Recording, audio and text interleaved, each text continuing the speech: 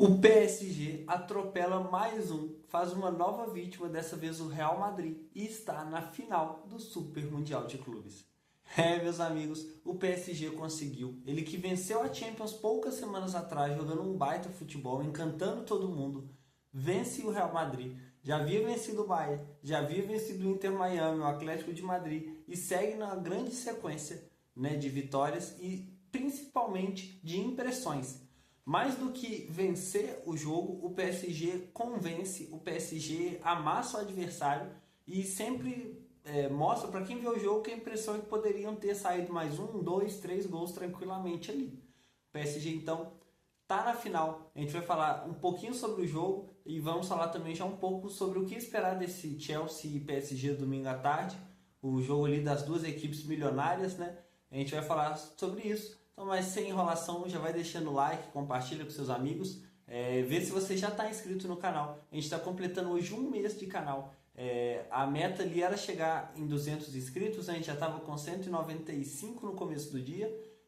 No momento que eu estou gravando, a gente ainda não está com 200, mas faltam 2. Então, quem sabe, você já dá uma olhada aí para ver se você não vai ser inscrito a 200.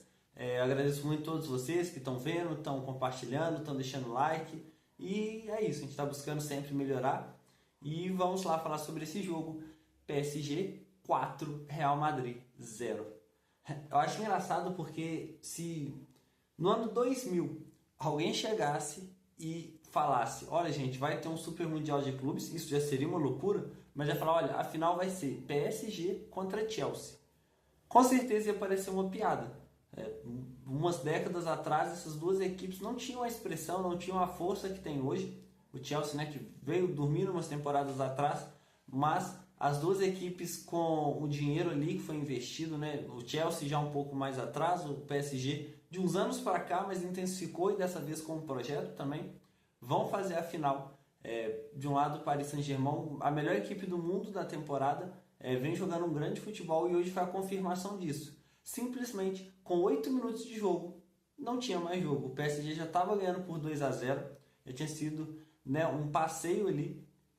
E é aquilo. O PSG, mais do que ganha, mais do que ganhar os jogos, ele convence, ele encanta em alguns momentos. É claro que os primeiros gols foram totalmente condicionados a falhas do Real Madrid.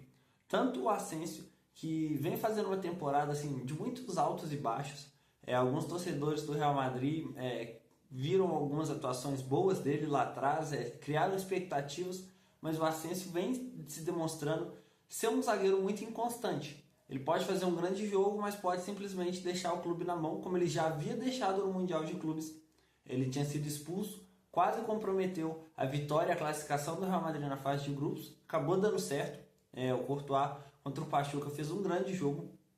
Hoje também o PSG começou atacando, o Courtois chegou a fazer algumas defesas, mas não deu. O Asensio literalmente deu um gol de presente no comecinho do jogo. Poucos minutos depois, foi a vez do Rudiger dar um gol de presente para o PSG. Então já estava 2-0 ali e a impressão é de que poderia sair mais. O PSG atacava, criava ali, trocava passes. Quando ele faz o terceiro gol ainda no primeiro tempo, Fabian Ruiz ali fez mais um gol.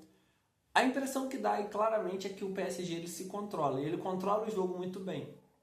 Nas oitavas de final a gente viu um pouco disso contra o Inter Miami. A equipe abriu o placar. É óbvio que existe uma diferença enorme do Real Madrid para o Inter Miami. Mesmo o Real Madrid não estando bem, a gente vai falar um pouco sobre isso. Existe uma diferença técnica muito grande, principalmente de camisa, o peso ali da camisa. A questão é, o PSG administrou totalmente o jogo.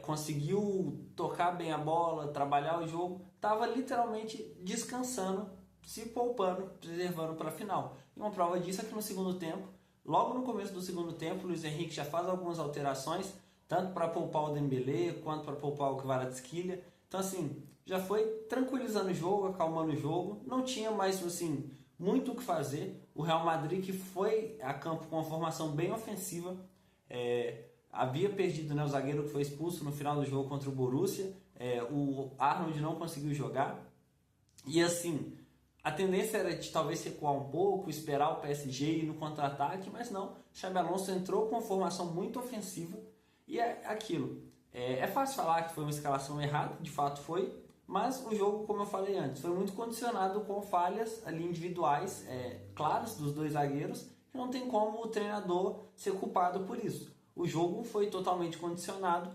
às falhas ali que aconteceram. O PSG ainda continuou controlando o jogo, controlando. O Real Madrid conseguiu criar algumas chances. O Donnarumma chegou a fazer uma defesa ali no chute do Militão, que talvez tenha sido o grande destaque do Real Madrid. Ele entra e faz um grande jogo. Ele que vinha voltando de lesão, ele perdeu a última temporada.